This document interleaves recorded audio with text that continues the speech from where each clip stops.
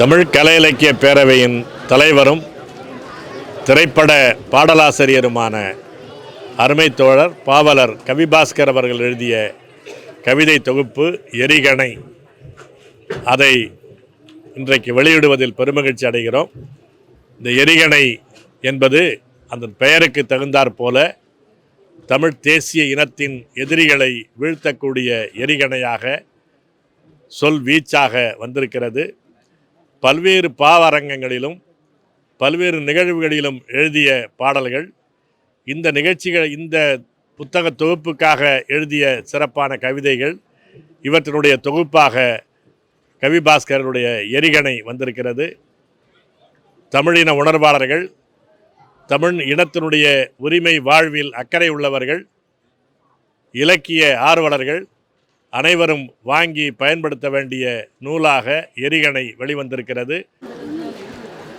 அறியப்படுகிற உண்மையில் ஆரிய மேலாதிக்கவாதத்தை வலியுறுத்தக்கூடிய ஆரியத்துவாவின் துணை படையாகத்தான் திராவிடம் இருக்கிறது என்பதை அண்மை காலமாகத்தான் தமிழர்கள் உணரத் தொடங்கி இருக்கிறார்கள். அது எழுச்சி கொண்டிருந்த காலத்திலேயே, திராவிட நாடு கோரிக்கை எழுப்பிய காலத்திலும் சரி,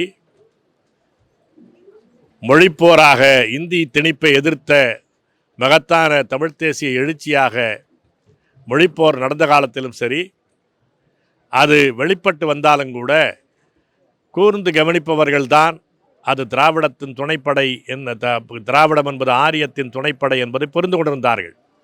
ஆனால் 2008, 2009 நடந்த தமிழீழத்தில் நடந்த இன அழிப்பு, ஆரியத்துவ இந்தியாவோடு அவர்களுடைய நேரடி வழிகாட்டுதலில் சிங்கள பேரினவாத படைகளால் நடத்தப்பட்டாலும் கூட அதற்கு தமிழ்நாட்டில் எதிர்வினை நிகழாமல் பார்த்து கொண்ட ஒரு துணை படையாக ஆரியம் என்பதன் 2 களங்கள் இருக்கிறது. இலங்கையில் சிங்கள பேரினவாதம், இந்தியாவில் ஆரியத்துவவாதம்.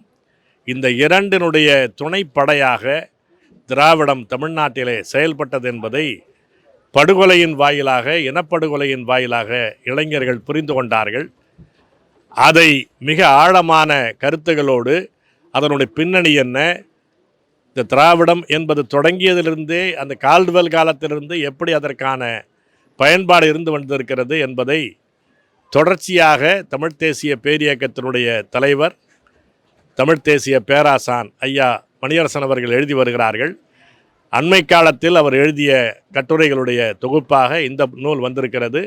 அனைவரும் அதை வாங்கி தெளிவடைய வேண்டும்.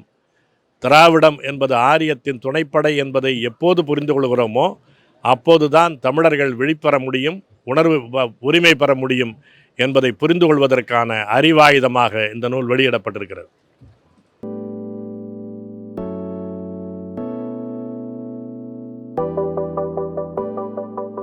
தமிழ் தேசிய பேரியக்கத்தினுடைய தலைவர் மரியாதைக்குரிய ஐயா பேமா அவர்கள் எழுதியிருக்கக்கூடிய ஆரியத்துவாவின் துணைப்படையே திராவிடம் என்ற நூலானது இன்றைக்கு புத்தக கண்காட்சியில் வெளியிடப்பட்டிருக்கிறது.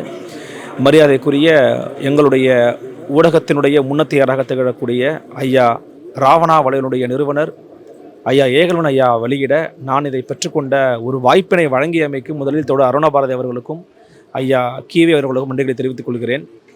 மிக முக்கியமானது ஒரு காலகட்டத்தில் இந்த நூல் வெளியாக இருக்கிறது நான் நம்புகிறேன்.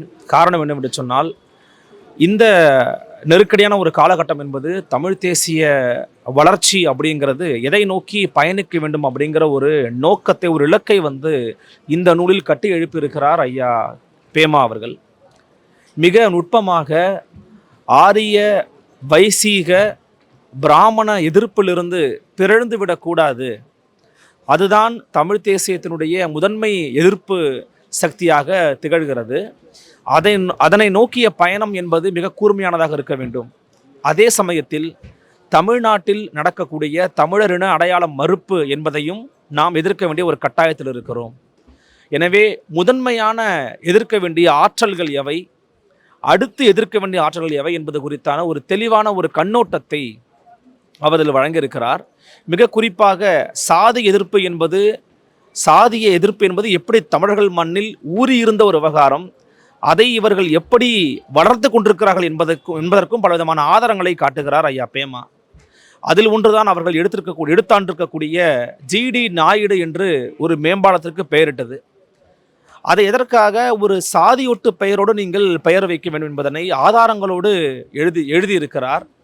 சாதி பெயர்களை எடுத்ததுதான் திராவிடம் செய்த சாதனை என்று பறைசாற்றி வரக்கூடிய ஒரு நேரத்தில் சாதி ஒட்டு பெயரை போட்டுக்கொண்டு நீங்கள் அதை திராவிட மாடல் ஆட்சியினுடைய ஒரு ஒரு ஒரு மிக முக்கியமான ஒரு சாதனையாக காட்டுவது என்பது நகைமுரணாக இருக்காதா?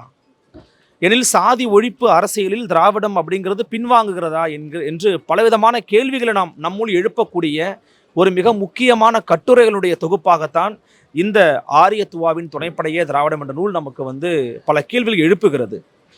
இந்த நூல் எவ்வளவு முக்கியமான நூல் என்பதை படித்து நாம் புரிந்து கொள்ள வேண்டிய ஒரு தேவையில் இருக்கிறோம். கட்டாயமாக இந்த நூல் தமிழர்கள் அனைவரும் வாசிக்க வேண்டிய நூல்.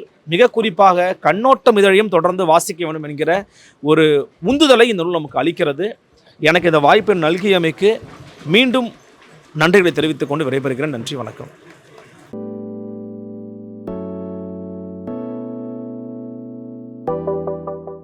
திரைப்பட பாடலாசிரியர்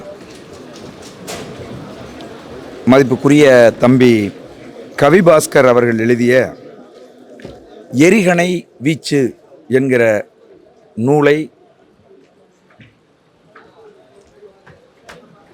இன்றைக்கு வெளியிட்டிருக்கிறோம். மதிப்புக்குரிய ஐயா தமிழ் தேசிய பேரியக்கத்தினுடைய பொதுச் செயலாளர் கி வெங்கட்ராமன் அவர்கள் இந்த நூலை வெளியிட்டிருக்கிறார். இது தம்பி கவிபாஸ்கர் அவர்கள் தொடர்ச்சியாக தமிழகத்திலே மேடைகளில் முழங்கிய கவிதைகளின் தொகுப்பு. இந்த கவிதைகள் எந்த அளவுக்கு முக்கியத்துவம் பெறுகிறது என்று கேட்டால், தத்தி தடுமாறி கிட்டத்தட்ட 100 ஆண்டு காலத்துக்கு மேலாக தவழ்ந்து உருண்டு பிறண்டு வந்து கொண்டிருந்த தமிழ் தேசியம் என்கிற அந்த உணர்வு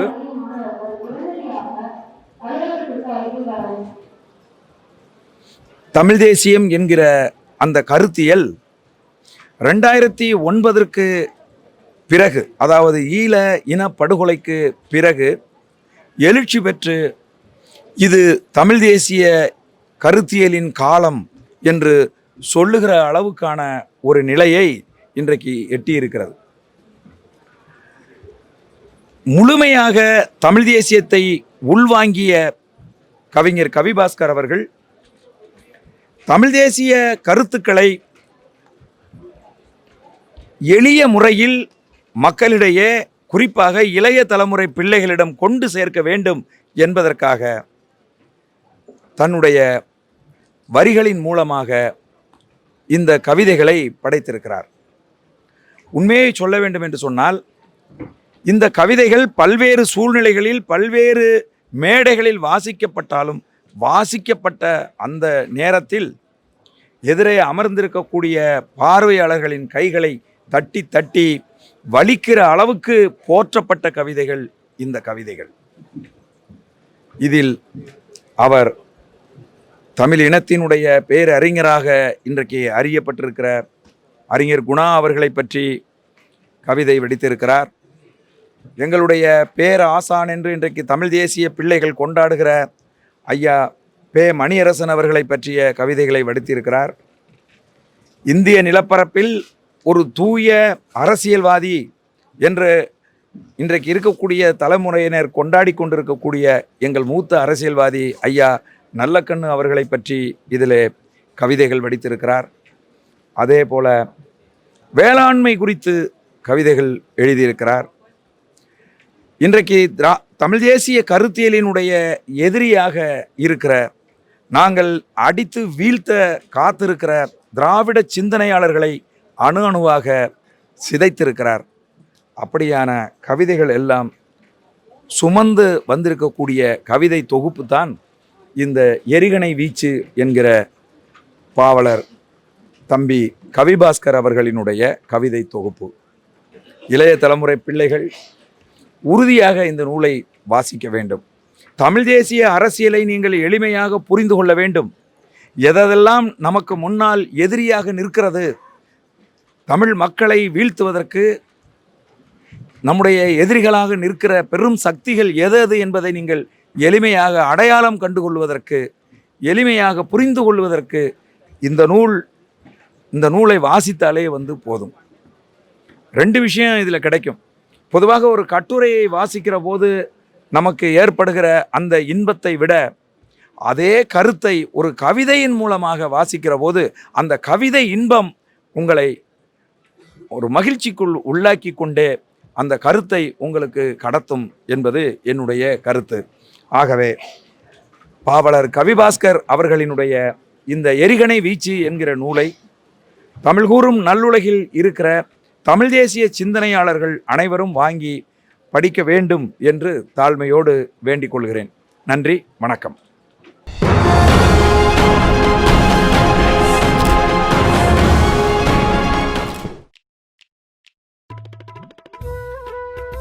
சார் ரெடினா சொல்லுங்க சார். ரோலிங் போயிடலாம். போலாமா சார்? நான் ரெடி. ரோலிங். ரோலிங்.